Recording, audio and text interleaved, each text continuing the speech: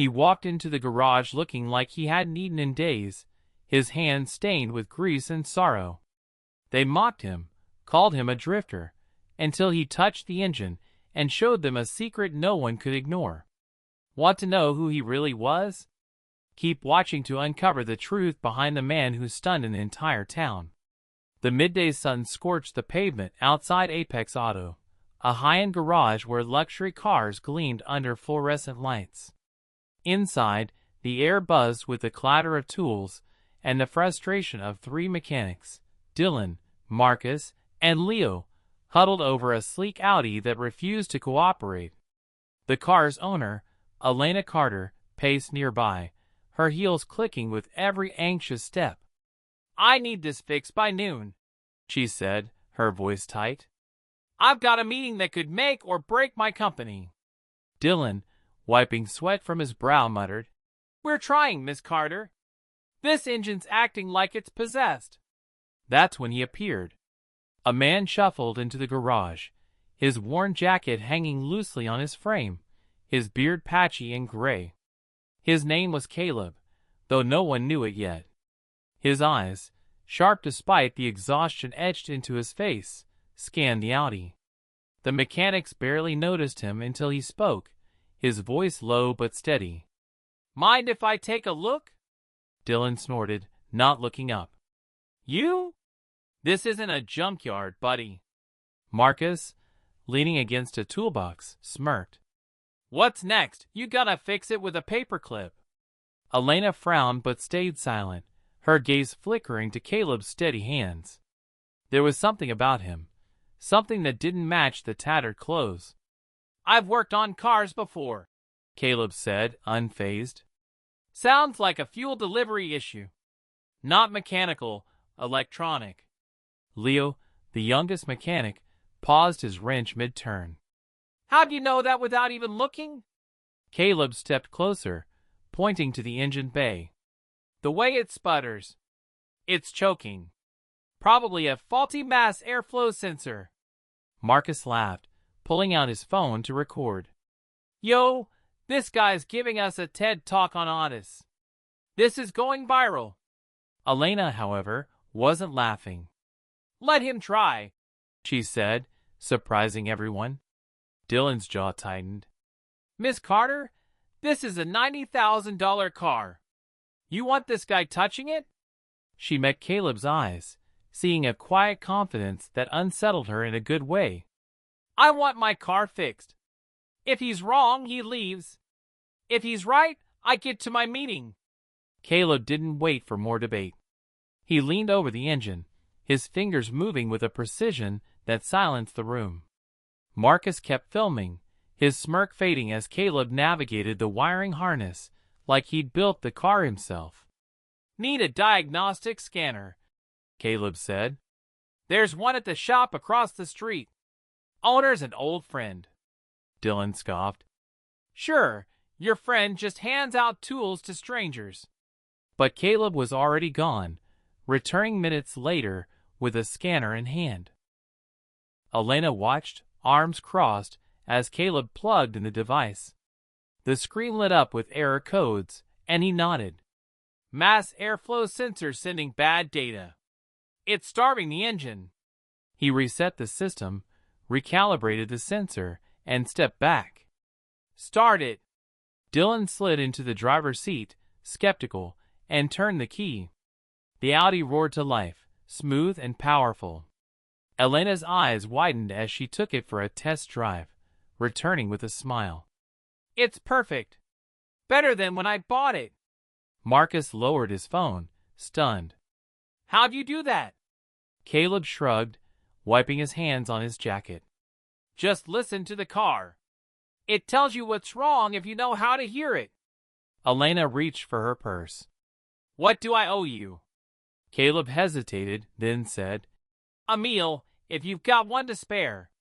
The request hit like a punch. Dylan, still processing, muttered, "A meal? You fixed a car we couldn't touch, and you want a sandwich?" Elena handed him a $50 bill. "Get yourself something good. And thank you." Caleb nodded, his eyes briefly revealing a flicker of something deeper, grief, maybe, or a memory he didn't share.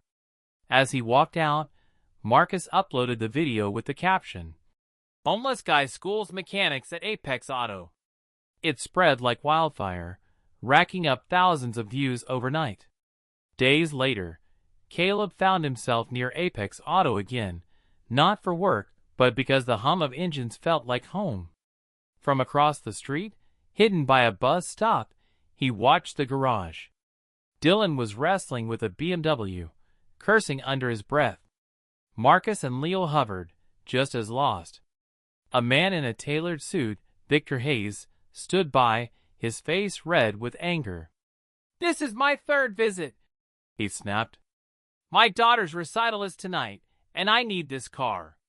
A woman, Victor's wife, Clara, clutched a young girl's hand nearby. The girl, Lily, looked pale, her eyes heavy. "She's not feeling well," Clara said softly. "We need to get her home after the recital." Victor's voice cracked. "Fix it, Dylan. Please." Caleb's heart twisted. He remembered his own son, nights spent rushing to urgent care, the terror of a car failing at the worst moment. He couldn't stay hidden.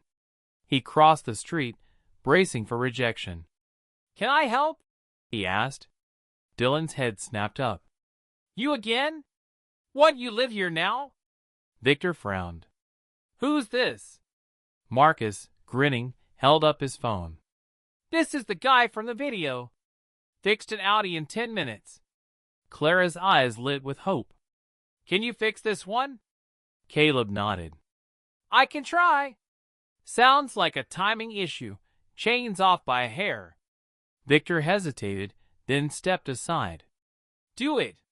But if you break anything, I'm not paying." Caleb didn't respond. He opened the hood, closed his eyes, and let the engine's rhythm guide him. "Timing chain tensioner's loose," he said. "Need a torque wrench and a 10mm socket." Leo fetched the tools, watching Caleb's hands dance across the engine.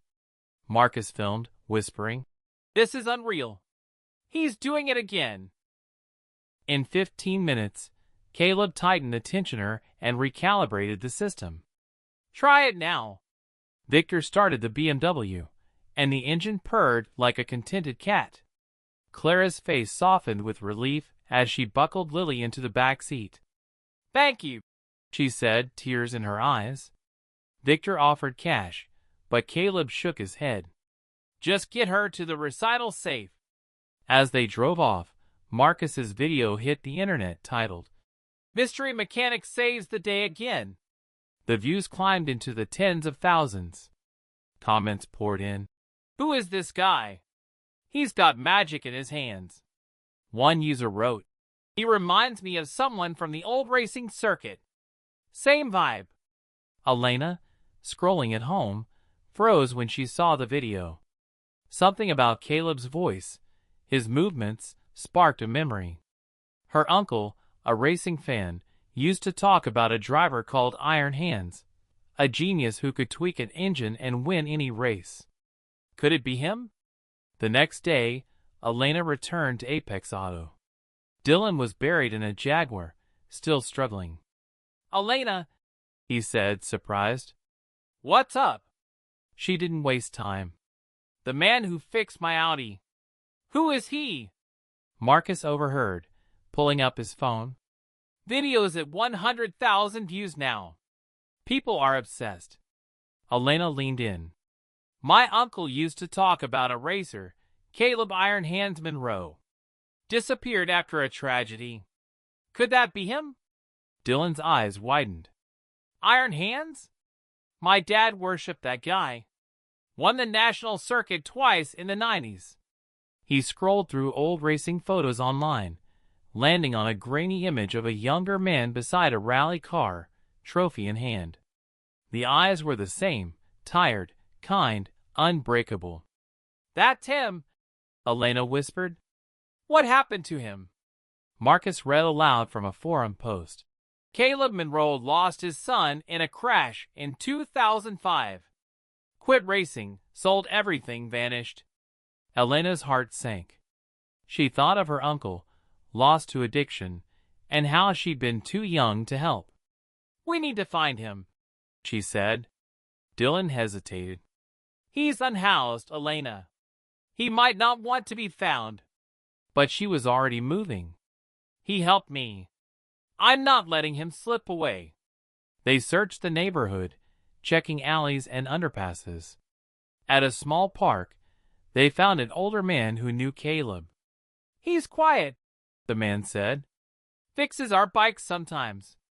Lives under the bridge on 4th. Under the bridge, they found Caleb sitting alone, staring at a faded photo of a young boy. Elena approached gently. Caleb? I'm Elena. You fixed my car. He looked up, wary. Why are you here? Because I know who you are, she said. Caleb Monroe, Iron Hands. His face hardened. That man's gone. No, he's not, she said. You're still fixing things, helping people. Dylan stepped forward. Come work with us. Lead mechanic. Real pay, real hours. Caleb laughed bitterly. You want a drunk off the street running your shop? You're not just a drunk, Elena said. You're a man who lost everything and still helps others. Let us help you. Caleb stared at the photo, his son's smile frozen in time. Weeks later, Caleb sat in a rehab clinic, hands trembling not just from withdrawal but from the weight of hope. Elena waited outside, pretending to read, while Dylan fidgeted nearby. When Caleb emerged, he looked raw but determined. It's hard, he admitted, but I'm not quitting. At Apex Auto, business boomed. Caleb's reputation spread, drawing customers from across the state. He worked with a quiet intensity, teaching Dylan, Marcus, and Leo to listen to engines the way he did. Marcus's videos kept gaining traction, one hitting 1 million views with comments calling Caleb a legend reborn. One evening, a black SUV rolled in, engine knocking. The driver, a lawyer named Sarah Reed, looked desperate. I need this fixed tonight, she said. I'm defending a family in court tomorrow. Their son was hit by a drunk driver. If I'm late, they lose everything. Caleb saw the pain in her eyes and thought of his own loss. We'll get it done, he promised. The job was brutal. Cracked piston, damaged rods. Dylan whispered, this is a 3-day fix. Caleb shook his head. Not tonight. He led the team like a general, hands steady despite the exhaustion. Elena ran for parts, Marcus held tools, Leo followed every instruction. At 2 a.m., the SUV hummed perfectly. Sarah Hugues de Caleb, tears streaming. You didn't just fix a car. You gave a famille a chance at justice.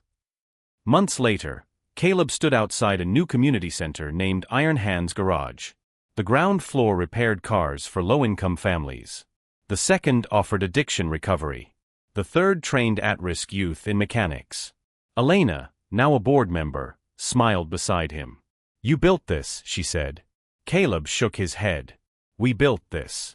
For everyone who needs a second chance. As the ribbon was cut, the crowd cheered. Caleb looked at his son's photo, tucked safely in his pocket. I'm keeping my promise, kid, he whispered. Fixing what is broken, one life at a time. Did Caleb's story inspire you? Hit that subscribe button and Second chance. Share this video to spread the word, because everyone deserves a chance to start again. Keep watching for more incredible journeys.